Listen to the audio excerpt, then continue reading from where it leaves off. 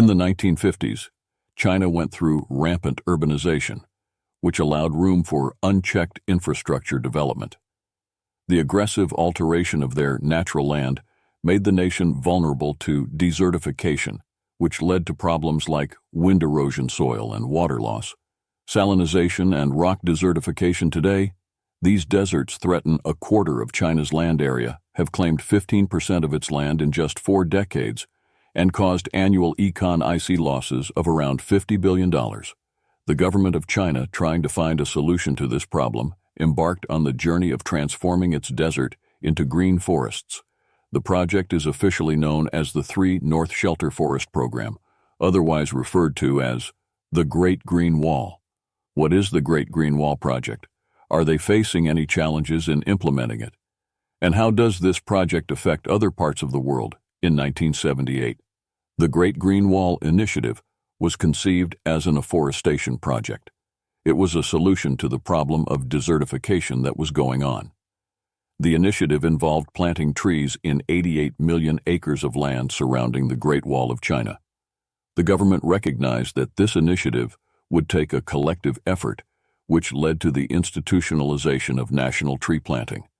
Day in 1979, the of March every year is reserved for everyone to come together and plant trees. This led to a nationwide green movement that produced over 78.1 billion trees. In just a few decades, this project is also designed to hold back the expansion of the GOI Desert and provide timber to the local population. The GOI Desert claims 1,400 square miles of grassland. Every year, the dust storms that happen because of this are always very severe. It causes erosion of approximately 800 square miles, destroying agriculture not only within China, but also in neighboring countries like Japan, North Korea, and South Korea. The official name of this initiative, the 3 North Shelter Forest Program, indicates that it has to have a reach across the 3 northern regions, the North, the Northeast, and the Northwest. Since this project started, it has strived to elevate forest coverage in northern China from 5 to 15%. It has significantly reduced desertification, prevented sandstorms, and conserved water and soil. In 2003, they began a phase in this project that consists of 2 main parts. The first one is using planes to spread seeds in areas where the soil is not too dry. The second part entails giving money to farmers who plant trees and shrubs in areas that are drier than usual. They plan to spend $1.2 billion to set up a system that watches over everything, including making maps and databases. The wall will have special plants that can handle the sand. The trees will be arranged in a pattern similar to that of a checkerboard. To steady the dunes, there will also be a stony area, situated next to the plants, to keep the sand down and help form a crust in the soil. The trees will also help block the wind. During dust storms, China started an extraordinary journey toward a green revolution from 2012 to 2022. During this period, there were a lot of off-forestation campaigns, and they covered a stunning area of 960 million nu, which is equivalent to an impressive 64 million hectares. This initiative has not only improved forest coverage, but has also revitalized ecosystems. It has resulted in the restoration and expansion of 12 million mu of wetlands today. Over 66 billion trees have been planted. To put this into perspective, the landmass that these trees cover is the equivalent to the size of Ireland as a nation. Even though trees are the main action of this initiative, there are scientific techniques that have increased its effects.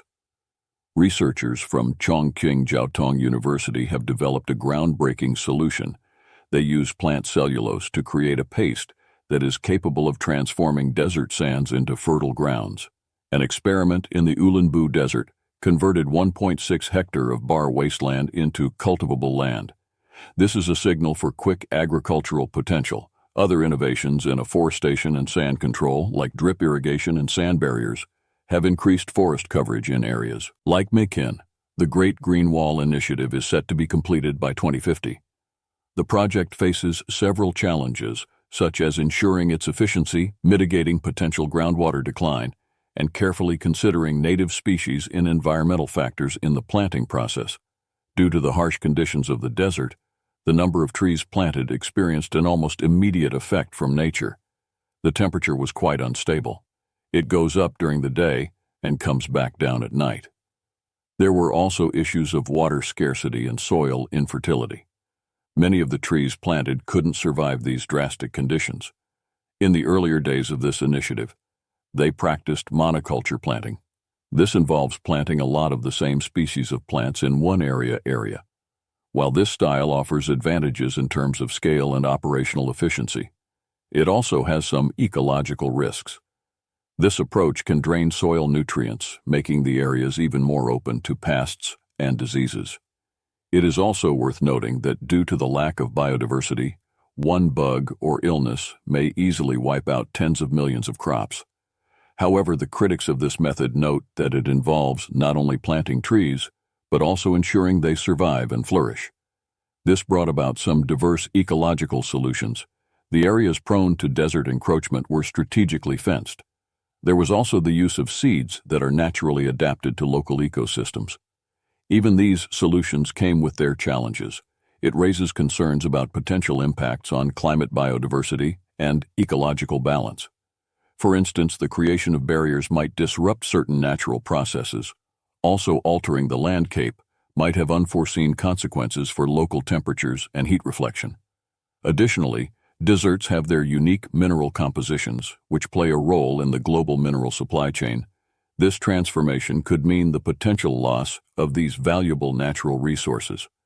While the leaders of China have been at the forefront of this green revolution, the hard work of individuals and private entities cannot be understated out of the countless people who are dedicated to this initiative. Yin Yusen converted approximately 4,700 hectares of barren land in the Yukon Banner of the semi-arid western region of China for more than 3 difficult decades into a green field.